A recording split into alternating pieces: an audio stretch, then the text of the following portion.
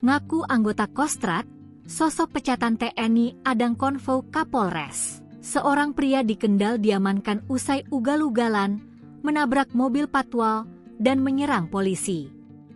Ia mengaku anggota Kostrad, tapi ternyata mantan prajurit TNI yang sudah dipecat sejak 2018. Tenaganya besar sekali. Ini kronologi penangkapan BH pria ngaku anggota Kostrad yang lukai Kapolres Kendal, Kamis, 5 Juni 2025. Kini, BH telah diamankan pihak Mapolres Kendal. Dari hasil tes urin, BH dinyatakan positif mengonsumsi sabu-sabu. Seorang pria berinisial BH diamankan polisi setelah beraksi bak kobu jalanan di Kabupaten Kendal, Jawa Tengah.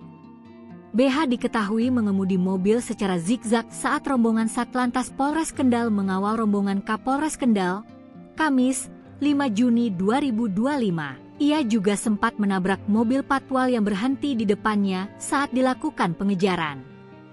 Tak hanya itu, BH juga sempat memukul anggota polisi yang berada di dalam mobil. Kejadiannya Kamis, 5 Juni 2025. Pelaku sudah diamankan dan masih diperiksa.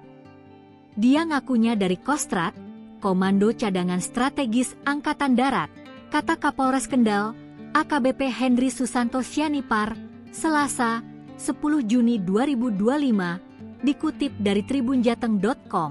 BH adalah warga Kecamatan Brangsong, Kabupaten Kendal. Ia memiliki anak kecil yang saat kejadian sedang berada di dalam mobil.